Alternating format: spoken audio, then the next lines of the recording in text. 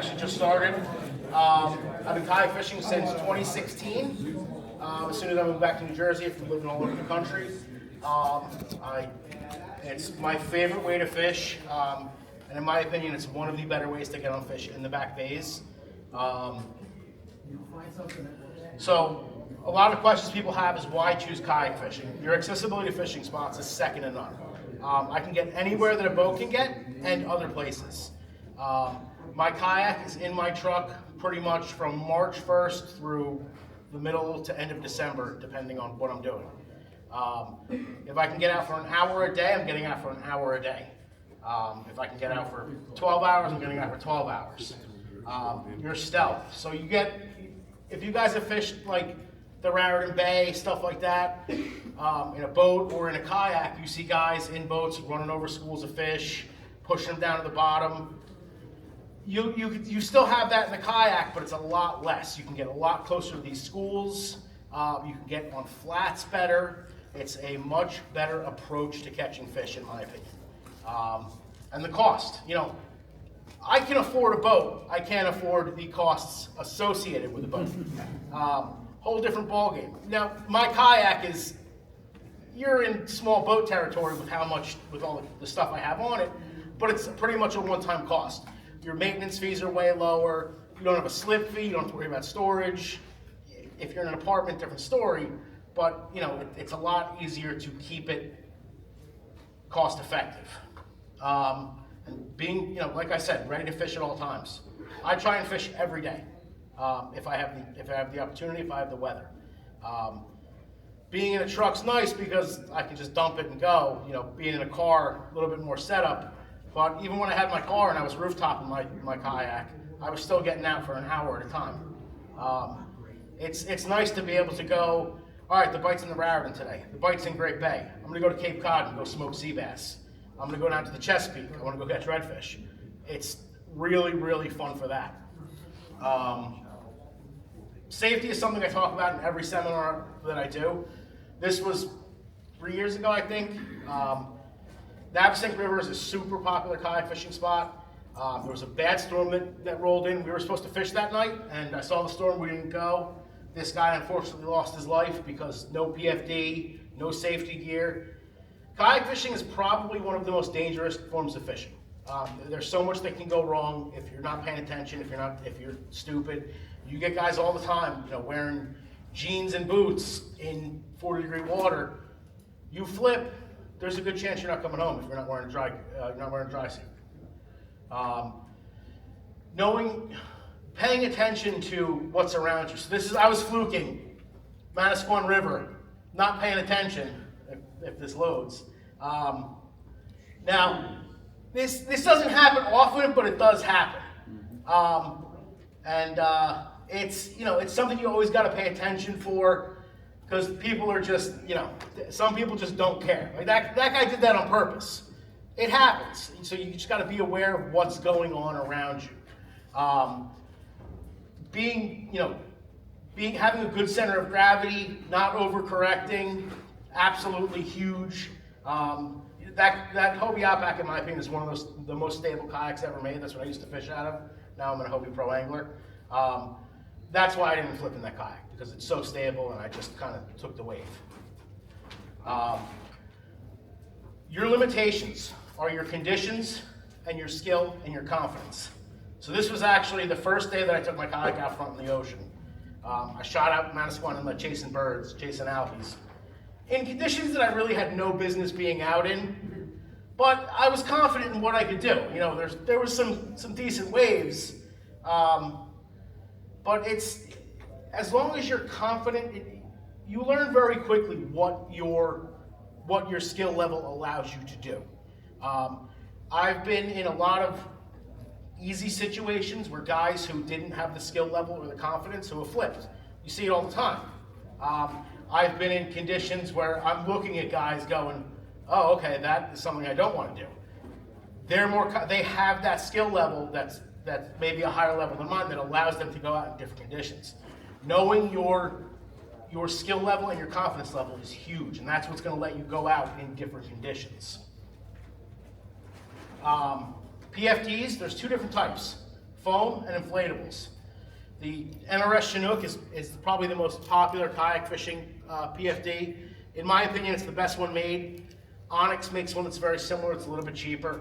But you want an actual kayak fishing PFD. They're extremely comfortable. You don't even notice. It's got a ton of pockets for stuff. I keep my radio on the tabs up here. I keep a knife on it, so I'm just always safe. Say, like when we take guys out, when we fish with friends, we have friends who don't want to wear life jackets. They don't fish with us. I don't want to risk my life saving them if something happens because they didn't want to wear a life jacket. They didn't want to wear a dry suit. Extremely, extremely important. Safety gear. This is pretty much stuff that I always have in my kayak at all times. A whistle, sun protection, super important on a kayak. A knife. Any spare parts that, if you have a pedal drive kayak, I always keep just whatever might break. I keep extra stuff. A paddle. I never use my paddle. I can count on one hand the number of times I use the paddle. Even launching and landing, I push myself out to deep enough water, jump in and go. But you want to have a paddle on you. A sponge or a bilge, sunglasses. Float plans are very important.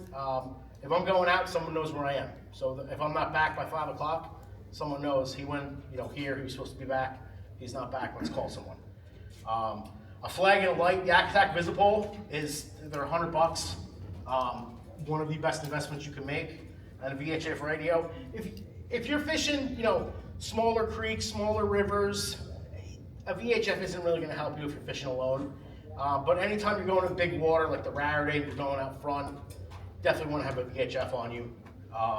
And it's nice to be able to hear the chatter to see where the bite is, what's going on, because guys are very loose-lipped on the radio as far as what's going on. Dry suits in cold water. So anything under 60 degrees, you can go into what's called cold water shock. And what happens is your body just can't handle that temperature, and your body just shuts down. And you go into hypothermia fairly quickly. 59-degree water, it's not going to happen all the time. It's not going to happen to everyone, but it can happen. Your body can just shut down once you hit that water. Dry suits are extremely important. I flipped in waders many years ago. I was wearing waders on the kayak togging. I got pinned up against a bridge and flipped, and the water was 46 degrees. I survived, thankfully. It cost me like $1,000 with everything that I lost, but I survived. I learned a very valuable lesson. Bought a dry suit the next day. I wear a Zell gear personally. I got a custom one made to fit me. They're like $600. They're not cheap, but it's a lot cheaper than a funeral. Some guys do 2 pieces. So like the Kokatat Hydra pants. If I got like early fluke season, I'll wear a dry pants and a dry top. But cold water, I'm wearing a 1-piece dry suit. ID in your kayak. Every year, someone's kayak goes missing, floats off from their dock. Coast Guard spends thousands and thousands and thousands of dollars trying to find a missing kayaker when it's just a kayak that floated off. It's a no-brainer to have. You get them for free from the Coast Guard Auxiliary. You call the Coast Guard, you ask them where to get them, slap them in your kayak. Flipping and re-entry. Has anyone ever flipped a kayak? It sucks getting back in it, right? Rescue steps are awesome. It's basically, you can make one with a piece of rope. That's what I have. It's a piece of rope with 2 loops on it. Wrap it around the handle, step in the other loop, climb back in. It makes it so much easier. Otherwise, I'm not getting back in my kayak. I practice flipping and re-entry every summer. Once that water warms up and that air temp warms up, I take my kayak out with nothing in it, get into water where I can't stand, flip it over, and climb back in. It's just so much easier to know that you can get back in it versus being out, on the Rarity in 60 feet of water with a current, and you're going, okay, now what do I do? And then that happens every year. It happens to guys every year where they're flipping and other guys have to rescue them. So picking a launch site. So there's an app that's called Go Paddling. It's a really good resource for finding launch sites. I have a bunch of different resources that I use. I start with Go Paddling to see what public launch sites are listed. So it'll tell you, this spot has free parking, it's got bathrooms, it's, there's dangers, blah, blah, blah. Great app to use. And then I don't have them on here. I also use Google Maps and to see an overhead view, and then Google Street View. So Google Maps is going to be what I'm looking at to see, all right, so there's a launch here. Is it rocky? Is it sandy? What am I looking at as far as access? How far am I dragging my kayak? I got a Pro Angler with a ton of stuff on it. It's a heavy kayak. I don't want to drag it through 200 yards of sand. I've gotten very lazy with that. So I'm looking at, how far do I have to go? And then Street View to see what the parking situation's like. Is there no parking signs for 500 yards? You go to spots and there's great kayak launches, but you can't park anywhere. So always use your resources to find out where you're going. These are a list of just resources that I use to see what's happening, where the bite is, not necessarily where the bite is, but the general area, what they're biting on. Stripers Online, Surf Rats Ball. Surf Rats Ball is more Long Island based, but there's a lot of guys who use it like kind of, that Raritan area. So it's a great resource for that. Reddit, Facebook, Instagram all have a ton of fishing, kayak fishing stuff. Windy, which is this app all the way over here, that is your number one resource. You can have all right, it's going to be 75 degrees out, it looks beautiful, I'm going to go fishing, wind's blowing 30 miles an hour. I'm always looking at Windy to see wind, wave height, wave duration. Huge to know because there's a lot of times, every time we go to Cape Cod, which we go every year to go sea bass fishing, it's always blowing 20 miles an hour or more. We still go because we're planning the trip, but at least we know what we're getting into. It's huge because you get guys who they set up to go kayak fishing. All right, it's blowing 20 miles an hour. I've never been on a kayak before. I'm going to try it anyway. Now, maybe plan your day a little differently. Navionics is, for any type of fishing, is one of the best apps you could use. It's going to show you your depths, structure changes, where you want to fish. So that's how I'm picking a lot of my spots is, so let's say I'm looking, all right, I got, right here, I got some really nice structure here. This is where I want to focus. It's $15 a year, I think, or $25 a year, something like that. Well worth every penny. Even fishing from shore, I use it. To know, all right, so I'm looking at the inlet, I know I got a hole right here, so I want to try and work this structure right here. A tide app is something you want to use, obviously, if you're fishing the tides. CMAP is the same as Navionics, just a different manufacturer. FishBrain is, I hate this app. It is the worst app ever made. I call it the Spot Burn app. But they have the best overhead maps, satellite view maps of anything I've ever seen. So you can actually go and see where there's sandbars in the bay. It's crazy at how clear it is. Don't post anything on that app unless you want to fish with 100 other guys. It's one of the worst apps ever made. Barometric pressure plays a huge role, and that could be a whole other seminar. But I'm always checking to see in my logs what if I have a steady pressure, rising pressure, dropping pressure. Just another one of my resources that I use. This is basically what my fishing section looks like on my phone for all my apps that I'm checking, when I'm planning trips. So, seasonal fishing. I fish March 1st through December 31st in the kayak. In the spring, I'm hitting, starting March 1st, I'm hitting the holdover bass into the northern migration bass. We get bluefish usually around Mother's Day. Pretty much, if we're going to get them that year, Mother's Day weekend is usually the weekend that they're showing up. A lot of topwater for them. Bluefish get a bad rap from a lot of guys because they're a garbage fish, but they're the best fish to catch. Hands down, the most fun fish to catch. I'll take a 15-pound blue over a 40-pound bass any day of the week. Excuse me. April, tog, the best togging season for kayaks in the backwaters. You get a lot of spawning fish, so I'm always trying to cull those fish, but you can easily catch limits every day of April.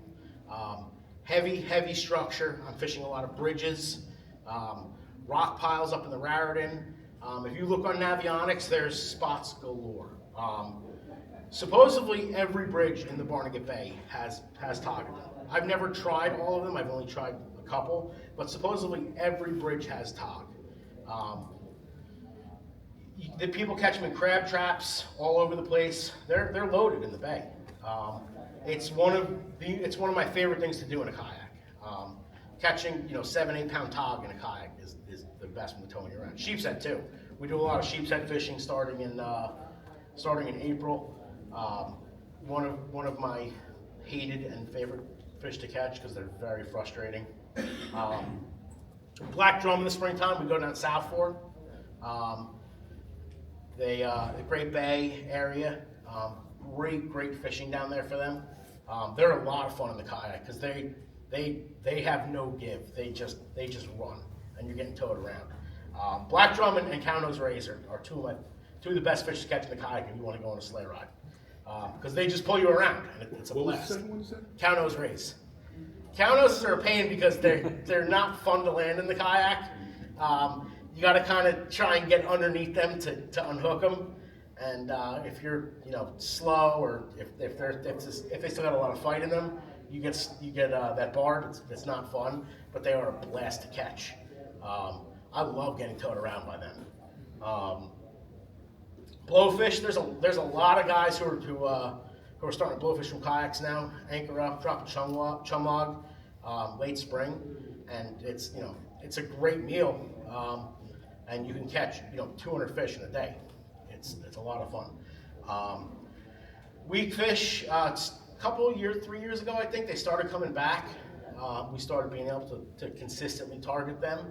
A lot of shrimp patterns for them, so we use like pink zoom flukes, the tsunami shrimps, the voodoo shrimps work great. The 3-inch no live baits and the darker colors work great for them. They're a lot of fun to catch. When I was a kid, that's all we used to fish for because we didn't really have bass. So we would just crush weak fish all day. And they put up a good fight, man. They're a lot of fun to catch, especially you get those true tide runners. They're a blast to catch, and they're starting to become thicker and thicker. We're starting to see the spikes on the beach now, so hopefully we get a rebound of them. A lot of fun to catch those fish. In the summertime, fluke obviously. Early summer, you could do some pretty good sea bassing in deeper waters, in the Raritan, Great Bay as well.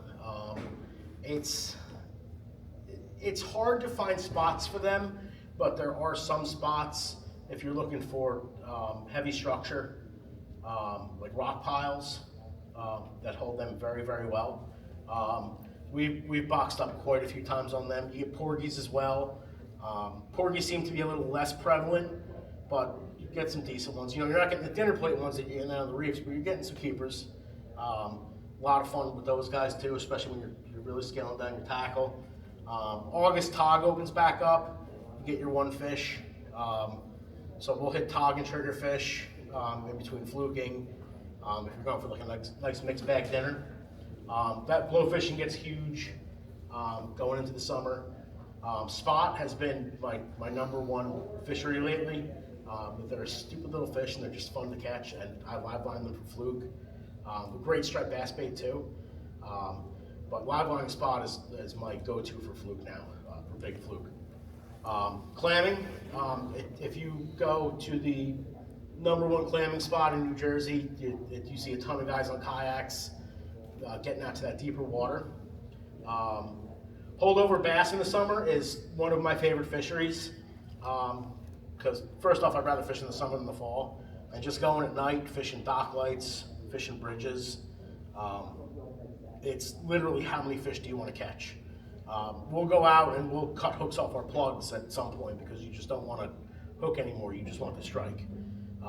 They're mostly rats, but you get some decent sized fish in there. But I mean, it's literally, I think our best night, my one buddy counted, he had like 73 fish, maybe, 120 inches total for every fish if you laid it nose to tail.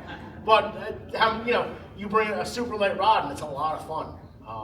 It's a lot of fun. The puppy drums start coming into the bay too. They start spawning, especially if you go down south. We throw like little bottom sweeper jigs with clam on them and just slowly drag the bottom with them. They're really fun fish to catch too. I haven't really seen them up north. I know that guys catch them in the Raritan a lot, but I haven't really had any luck up there with them personally. But I know that guys do it up there, but I know down south it's the way to go for them. They're absolutely loaded down there. They're a nuisance basically. But they're fun to catch. Those little puppy drum have a great pull.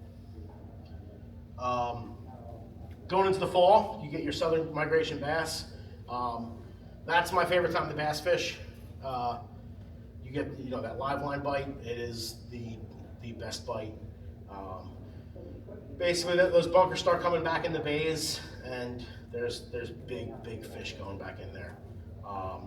And a lot of times, the past couple of years, it's trended. A lot of those fish are staying in winter and over. You look at guys fishing now. I'm seeing fish finders of just absolute monsters. They're not eating, but they're there, and those fish all wintered over. And it's only a matter of time, only a matter of water temperature before those fish start picking up. But there's guys. One of my buddies ended up snagging on a jig. He had it was a 35-pound bass last night in the Raritan.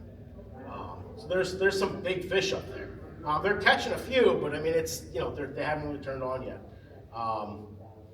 The sea bass bite, you'll get some of those spawners coming back in the fall.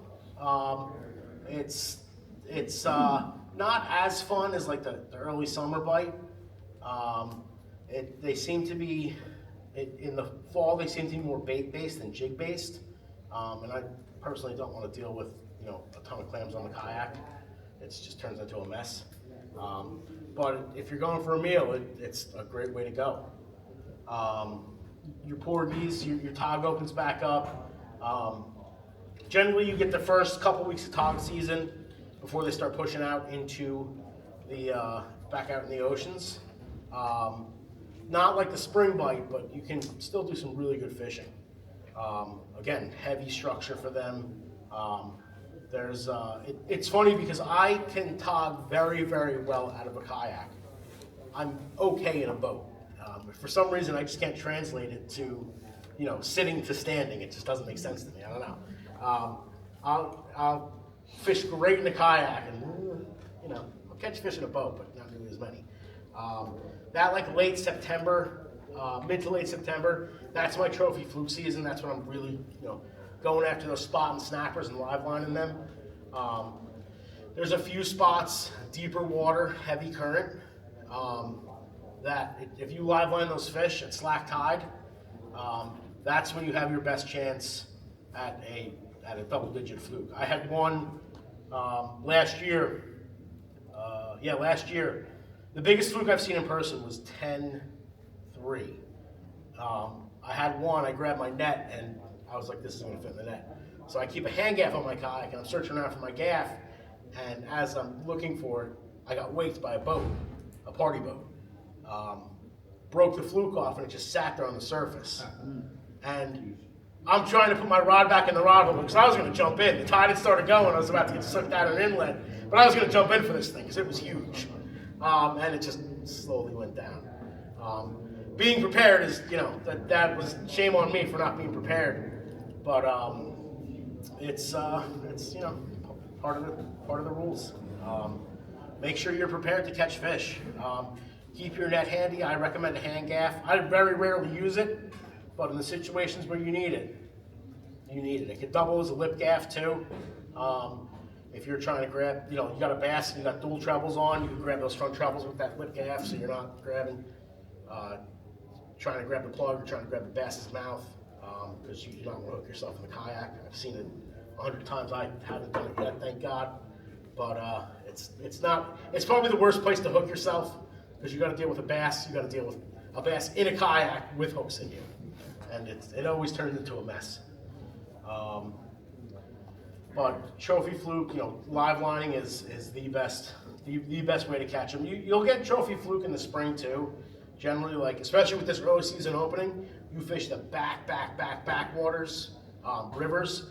That's another really good shot at a 10-pounder. There's a boat who fishes a river. He's a commercial guy. He's got a hook and line commercial fluke license, and I've talked to him a couple times. Early season is when he gets most of his double-digit fluke in those backwaters. Live minnows is something really popular on a slip bobber. We call it the Philly rig because it's what a lot of Pennsylvania guys do, but it's definitely a very, very effective method. And we basically use the same rig, with just beefed up for live line and spot and snappers. Great way to catch fluke, and feeling, when you got that spot or that snapper on there, and you're feeling them get nervous when the fluke's coming up. It's a really fun feeling, because you got the rod and you're feeling them shake, and then you start feeling brr, brr, brr, all right, it's coming. It's a great feeling waiting for them to come up, and you just feel that thump. It's a lot of fun to catch them that way. One of my favorite ways to catch fluke is live lining like that. Going in the winter, you got your tog bite. You get a couple weeks, and you can still pick fish throughout the rest of the season, into February. But at that point, in my opinion, it's just too cold to go out. That flounder bite through the end of December, I like it better in December than I do in March. I think they're more active, and that fishery's been picking up a lot more over the past couple of years. We really wiped that fishery out over the past 20 or 30 years, but they're starting to come back to where people are catching some decent ones, and some decent numbers too. Not what it was, but it's good fishing. It's hard to find, bloodworms in December. Not a lot of guys are carrying them, but if you could find them, it's a really fun fishery. So different methods. This was, I forget where we were. This is slow pitch jigging for sea bass. Slow pitch hasn't really picked up a lot here in New Jersey. It's huge in Japan. It's huge in Florida, California. It's a very effective method. So the way a slow pitch jig works is it's a metal jig that it's got curves cut into it, and it imitates a dying bait fish as it falls. Very similar to a flutter spoon. It's got the same kind of action, it's just a heavier, smaller jig. There's guys who do very well with fluke on it. I've caught a lot of bass and bluefish on it. It's pretty much the only way I fish for sea bass now. It's a great way, it's a really fun way to fish. It's an interesting way to fish because the fish hit the jig on the fall as opposed to on the rise, which is traditionally where you're gonna feel a hit. So even when I do it for the first time every year, I miss my first couple of fish because you're not used to that fish hitting on the fall. So it's kind of unique because you want to be in and out of touch with it as that jig's falling, because you want it to fall as naturally as possible, but you want to be able to feel if you get a bite. So it's very different, but it's a lot of fun. They make slow pitch rods, which is it's the better way to do it, but you don't need a slow pitch rod to do it. My first time I was using my fluke rod, and we did just fine on them. Now I have 20 different slow pitch rods, but you don't need it. And a slow pitch rod it's fun, but if you don't have the right rod for what you're targeting, it's a nightmare fight. We were going out for sea bass, and I hooked a bonito. And I was way undergunned, and I was like, I don't want to do this anymore. I just want to throw my rod in the water. I was way undergunned for the fight, and it just took too long. It wasn't fun. So that's why it's nice when you can use a traditional rod and use the rod to fight the fish as opposed to just reel. Casting with intention. So there's something that's every cast counts. You can see here, my popper lands right along the bank there. every cast you want to do, you want to cast like you're going to catch a fish. You don't want to cast, you don't want to be fishing to where you're just fishing. Because if you're just casting, you're just, mindlessly casting, you're going to miss fish. You're going to miss opportunities. If you spook the fish while you're ripping in a lure, while you're doing something, you might miss your chance to catch that fish. Making sure you're landing in the right spots is very important. Making sure you're working your bait all the way to your feet is very important. This was a nightmare landing, by the way, so I cut it off early. But you want to make every cast count. That's something that a lot of people don't do. Is where they're just like it's slow. And they're not catching because they're expecting it to be slow.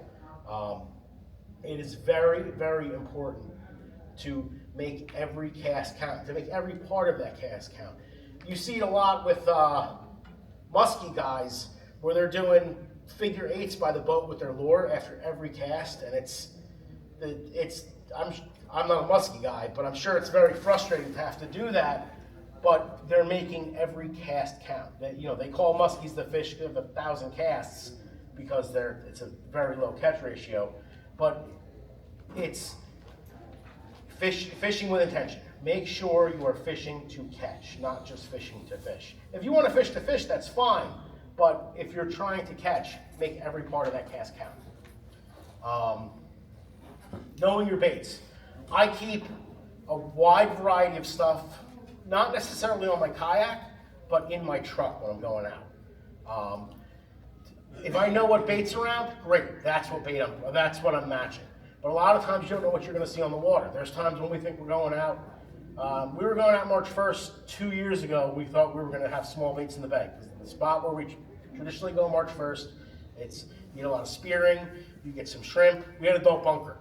I had stuff in my truck, so I was able to be ready for that. But if you get set on having, all right, it's the middle of summer, I'm going to be fit. I know I'm going to see spearing, so I'm only bringing this with me. And you have a different type of bait. That might be between catching and not catching. I always keep a deep diver on me. So that's a Gibbs deep diver, Danny. As far as like a troller deep diver type thing, and that's one of the most cost-effective ways you can do it. They're right around $30. You can tune them to swim up to, I think we had them 40 feet deep. There's a spot in the Friarton we fished at 60 feet, and you have to drop those baits down deep in order to get the fish, and that's a great way to do it. Swim shads, whether it's rigged or unrigged, I keep a variety of different ones in the truck. In order to, am I going to need 3-inch ones? Am I going to need 6-inch ones? Am I going to need 5-inch heavies? I always keep different ones. Flutter spoons it's the Raritan Bay, the official bait of the Raritan Bay now. Flutter spoons, little docks. That's two things that you can't go in the Raritan without. I don't have a ton of success in other waters, but I have caught fish in 10 feet of water on a flutter spoon. It's a little bit of pitching it out and working it, but there's times when that's what they want to see. And it's just trying different methods with different baits. Little dock.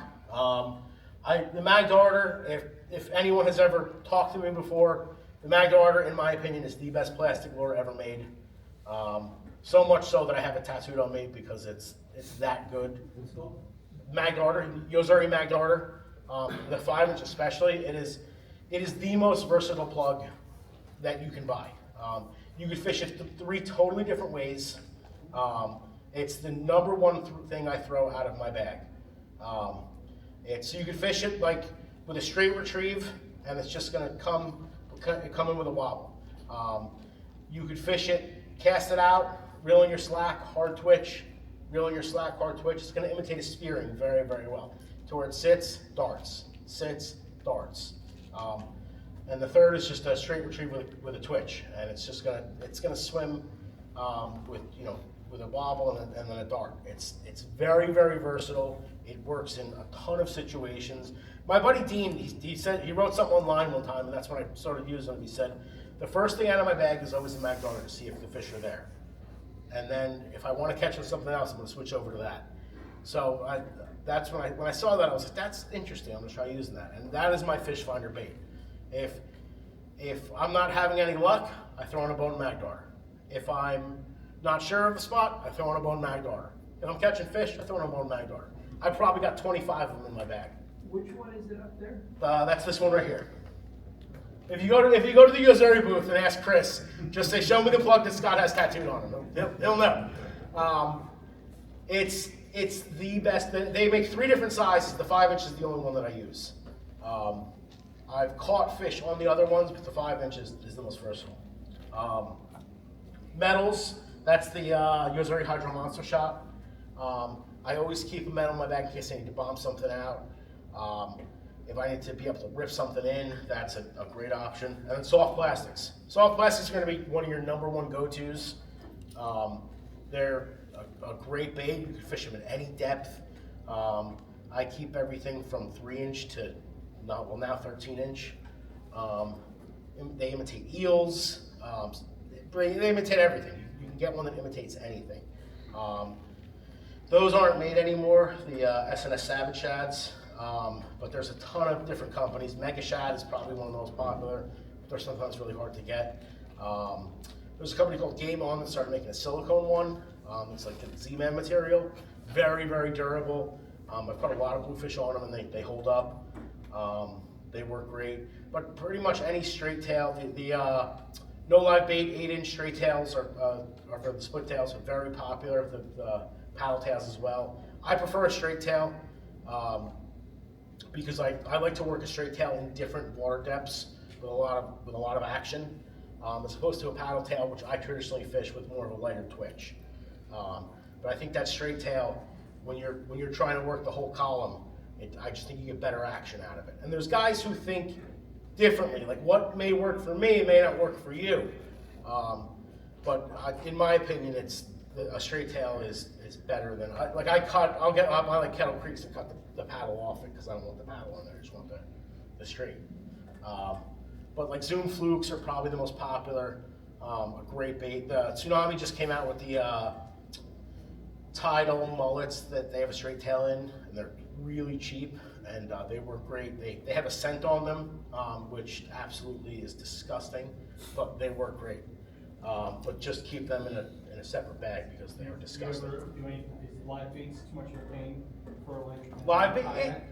So I'll do it like for fluke. I'll do it. I don't really do it for bass.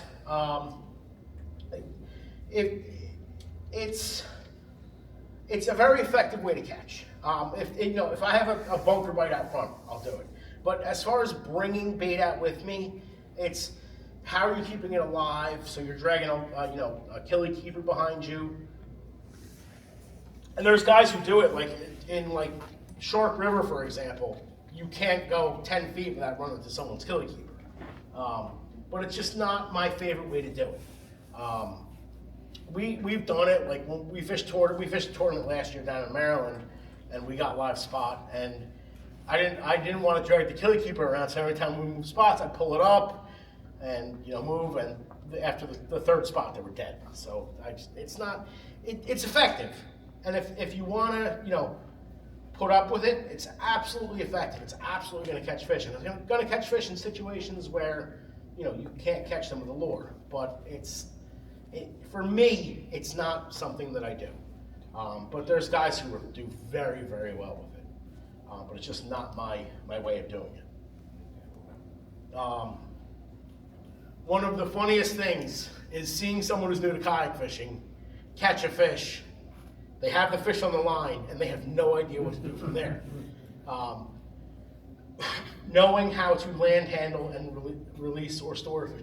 Releasing a fish in the kayak it's the easiest way to catch and release.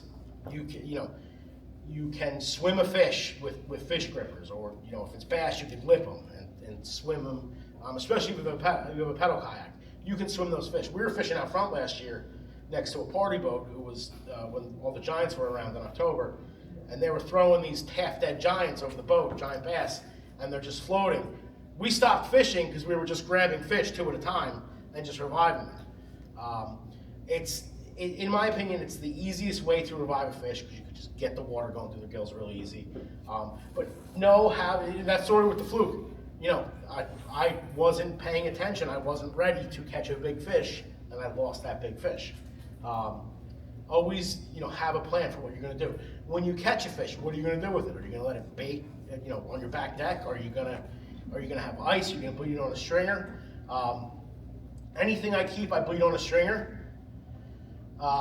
Depending on where I am, be careful with your stringers. I fish down in South Jersey a lot. There's a lot of sharks down there. I had a shark grab my fluke on my stringer and pull me in the water. It was a brown, so it wasn't, you know, it was more afraid of me than I was afraid of it, but it's still a shark. So I always, you know, do like 4 feet of 40-pound mono, so if a shark does grab it, it just pulls the stringer off. It's something you always want to be mindful of. When we fish for sea bass up at Cape Cod, we have them on 15 feet of line, because they have a lot of great whites up there. They have a lot of great whites up there. And I do not want to get pulled in the water with them. But you know, what are you going to do with that fish once you get it? And you know, keeping pliers, that NRS Chinook, you keep your pliers in your life jacket. They're right there. You don't have to fumble around looking for them. You should keep them on a lanyard if you want to keep them, unless you want to throw them in the water. I go out with guys all the time who don't lanyard their stuff, and they're taking up your pliers. I just drop mine. You know, you don't want to have too many lanyards because you end up strangling yourself if you flip. But you know, a couple things you want to keep, you know, that you're going to be using a lot. So pliers would be number 1. Fish grippers would be number 2. Fish gripper on the lanyard is great because you catch a fish that you want to revive, you put it on the fish gripper, you just throw it in the water. Once you feel it start pulling you, then you can just pop open the grips. Quick question. So there's a method called ikejimi, which is a Japanese method. So I personally don't do that because it's a lot of work. I cut the gills, and then I cut a slit in the tail, and they bleed them out very, very fast that way. I've never tried the ikejimi method with fluke. Supposedly it does make a difference. You gotta find the brain though. Yeah, you spike the brain, but bleeding definitely has an effect on the meat, 100%. And you can even see it in a fluke that's bled versus a fluke that's not bled. Like when we tournament fish, we throw all our fish in a live well on a boat, and if any of them die because they're at the bottom of the live well, you know, covered in other fluke, you could tell which ones they were versus the ones that got bled out. It's very red. It's a much fishier taste. Bleeding fish is definitely, if you're going to keep a fish, it is the way to go. It has a huge effect on the meat. It's very, very important. And getting them on ice, you know, quickly after they're bled too. You see a lot of guys, you know, we see it all the time, especially with striped bass and rare. You see guys bringing these bass in, and they look like jerky. That meat is going to be disgusting, and it can get you sick too. You know, you don't want to deal with that. Take care of your fish if you're keeping them is very important. So where to reach me? My personal Instagram. If you guys are looking to book a kayak charter, we have a table here somewhere. I don't know where. I'm with Grumpy's today. We're doing 10% off. We have a kayak fishing club called Tupperware Navy. We started it last year. We meet monthly in Seaside, and we meet twice a year in Keyport and twice a year in Little Egg. It's a really cool club. We're running a kayak fishing tournament actually in June. That's going to be a really good time. And my kayak charter's website. Any questions from anyone? All right. Just the logistics of getting the fish into the kayak. Yep. And what do you do then? You got this huge fish that's flying. It depends on what kind of fish. So bass, I never use a net for bass. I try and not use trebles as much as possible. So tail hooks, I always switch out to inlines. And if I can make a plug swim right with the belly in line, I'm gonna put a belly in line on it. But I'm either lipping them or using a fish gripper. Especially for bigger fish, I'm pulling the whole fish in the kayak. If it's a smaller fish and I'm using, like, let's say a small X-Wrap or something, I'm just unhooking it right next to the kayak. I don't even want it in the kayak. Especially because those smaller fish, smaller bass, smaller bluefish are so green usually when you pull them in, they still have a lot of fight in them. And if they've got a hook bouncing around, there's a good chance it's going in you. So I try and just unhook them next to the kayak. But bigger fish are generally, they're easier to handle. They tire out easily, which also means that you need better care reviving them, especially if that water's warmer. So it's, fluke, net, or a gaff. That one fluke that I lost is the only fluke I ever needed a gaff for. But otherwise I'm netting them. I'll boat flip a lot of fluke, like smaller fluke, but you do run the risk of blowing up a rod. So it just depends. I recommend they call them conservation nets. It's the rubber coated net. They're supposedly better for the fish, but they're nice because hooks don't go in them, as opposed to like a regular nylon mesh net, where if you get a fish that's gonna spin around in it, that hook gets twisted and becomes a nightmare.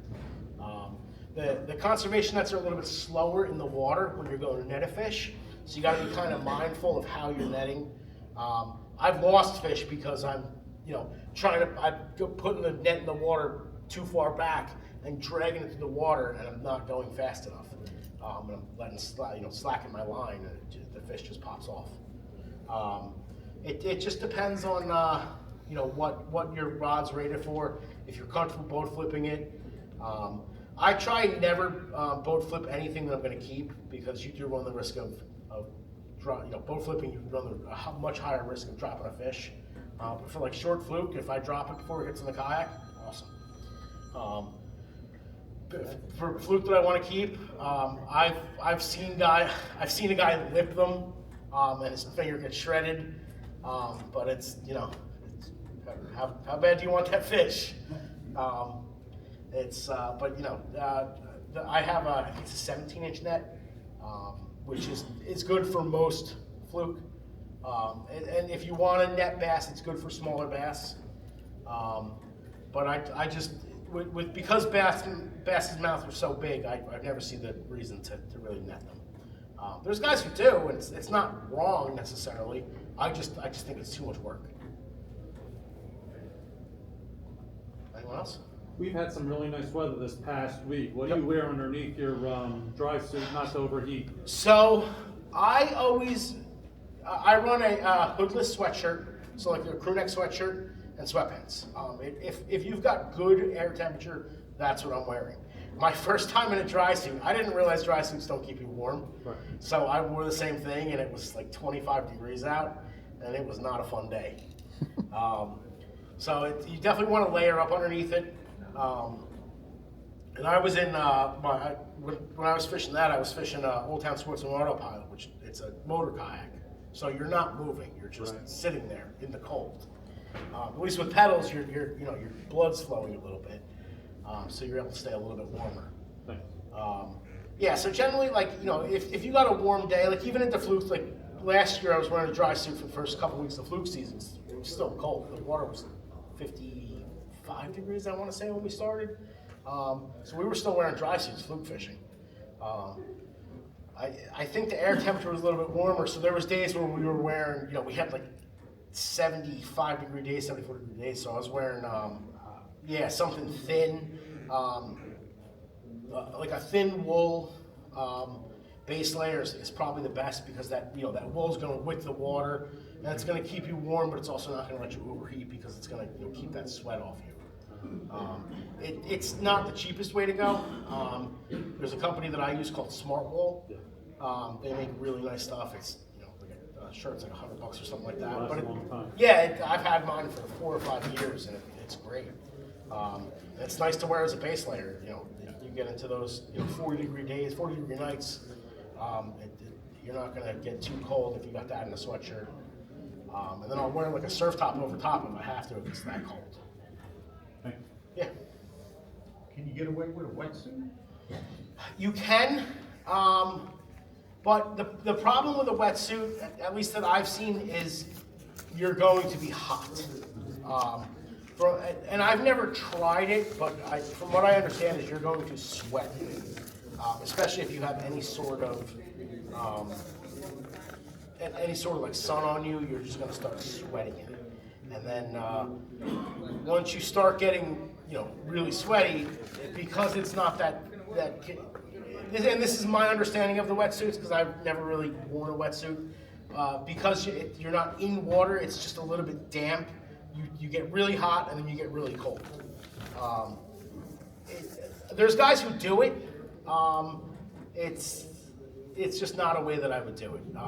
I would also feel like you would be too constricted in your movements.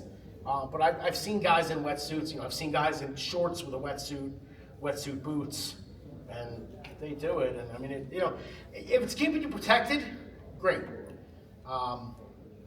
But being comfortable is going to be a very important thing as well. Especially you get out on the water, and if you're out for 4 or 5 hours, you're uncomfortable. You're not going to be having a good time. You're not going to fish a long time. But if that's what you have to get you on the water, and it is safe, go for it. What kind of gloves do you wear? I have Fish Monkey fingerless wool gloves. So with gloves, you either can be warm or you can fish, and there's no in between. It's Fish Monkey fingerless I found have the best combination of both. You're still going to get cold, but they're going to keep you the warmest possible. It's not ideal, but it's the best I can find. Every year someone comes out with a new fishing glove, and they're never good. They're all bad. And the Fish Monkey ones are like $25, so they're not it's not a crazy investment, and they seem to last. I like them, so it's not great, but it works. Anyone else? Do you ever anchor up? So when I crab, I anchor up. That's pretty much it. Or if I'm getting out of the kayak and casting from land, I'll drop an anchor. That's pretty much it. Pretty much shallow water. Yeah. Very rarely. I've done a flounder fishing too, actually. It depends on the water that you're in, because when you're anchored, you're so vulnerable, because you can't, it's hard to maneuver out of it. If you have a situation where you got a boat coming who doesn't see you or doesn't care, you're kind of stuck. It's doable. I would recommend an anchor trolley if you're going to do that. It's the rope that goes on the side, and you can kind of dictate where the anchor is, and you can see, you can make your kayak face which direction you want, if you want to cast down current or up current. That's the best way to do it. There's the power poles for shallow water, and I mean even like there's the Motor Guide XI3 now, which is a kayak spotlock motor, which so you can do the GPS anchoring, which is, if you're going to do it, that's the way to do it, but that's also very expensive and very heavy. But I mean, I've done it. It's especially for most of the ways that I fish, it's not something that I do. Anything else? All right. Thanks, guys. Thank you.